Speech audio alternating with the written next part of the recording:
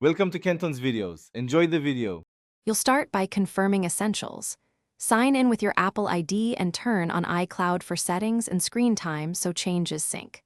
Once done, make sure the iPad has at least 20% battery and a stable Wi-Fi connection to avoid interruptions when changing limits.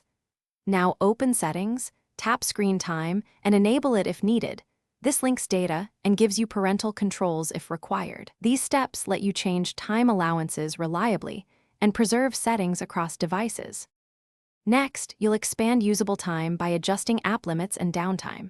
Tap App Limits, add categories or specific apps, then increase or remove time. Make sure to set different limits for weekdays versus weekends if needed. Use downtime to schedule low usage periods, then add exceptions for apps you must access. Tap Always Allowed and include Mail or Maps. Once configured, Screen Time enforces rules but still lets you keep essential apps available, giving you both control and flexibility.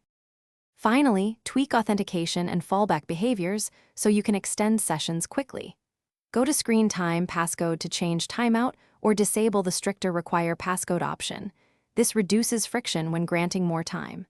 Enable Face ID for app authentication where supported, and teach yourself to use Request More Time prompts when blocked. If something goes wrong, restart the iPad, sign out and back into your Apple ID, or reset screen time settings. This usually clears sync errors and restores control without losing core data. Thanks for watching. Consider subscribing if we helped you.